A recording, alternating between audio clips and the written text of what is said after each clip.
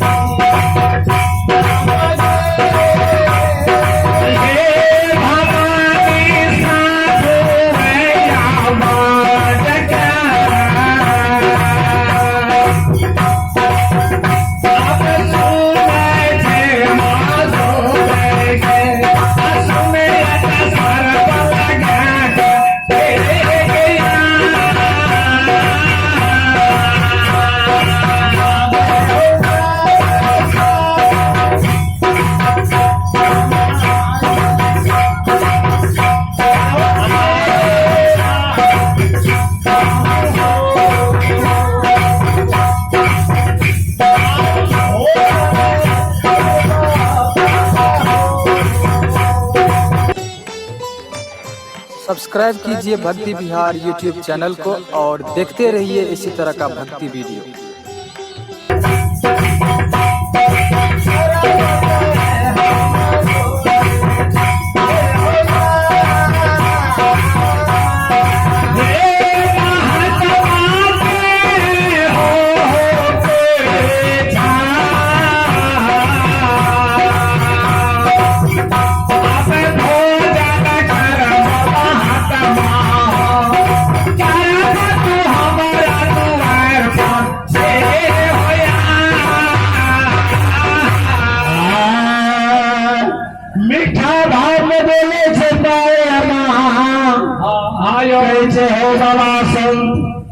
जे कुछ तू भोजन करबो हमरा फरमाद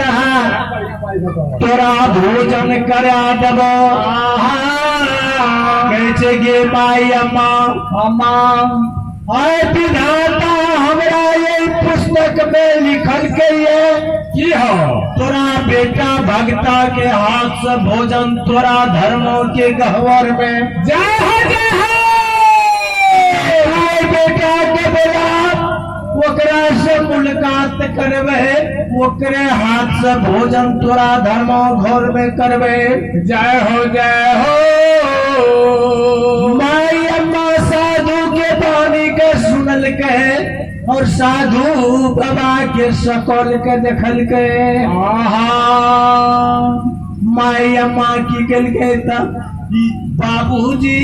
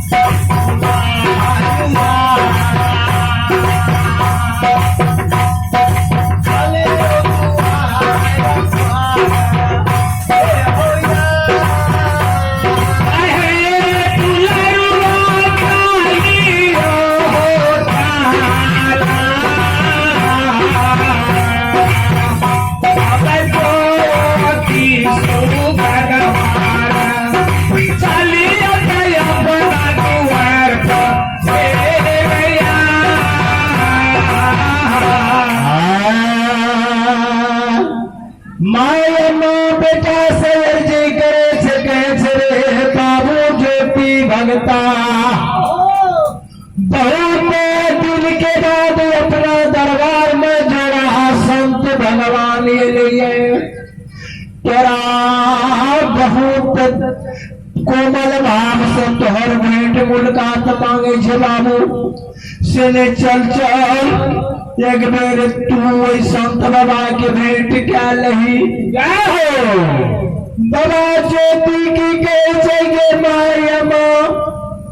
संत साधु फकीर ये दुनिया में बड़ा लोभी है ये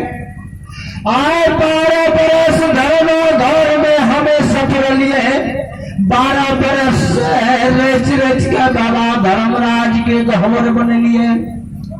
बाबा धर्म गहवर में पूजा पर बैठलिए 56 करोड़ देवी देवता हमरा गहवर में बिलखे छे हमरा दरबार में चलिए हमरा भक्ति के बिगाड़े के लिए गे माइया संत साधु बड़ा लोभी रही है जो अरबा मोती चावल लालिए डगरा भर के लालिए है उसमें कुछ दान धर्म ला लिए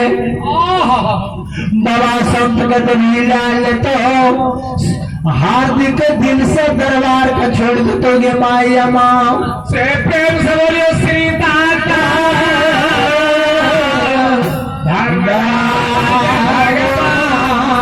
किया जाए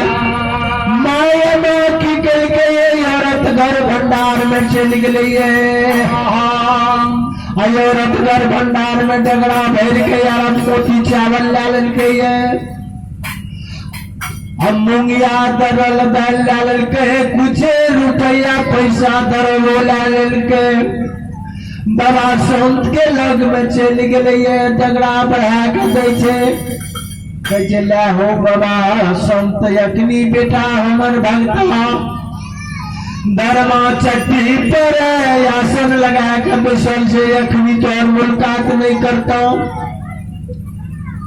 पूजा में धर्म लागल से तू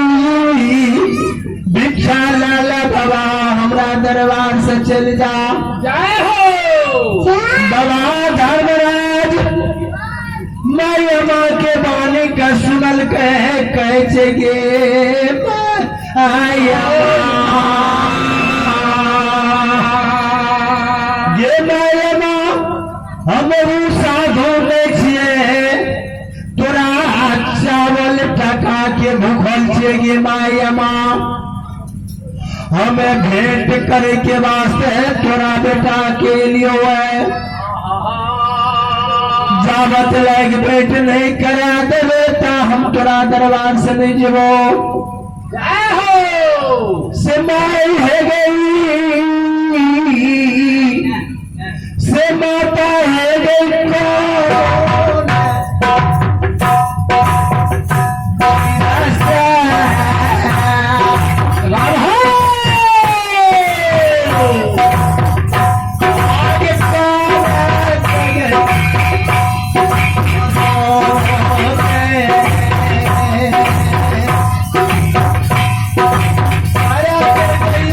कौन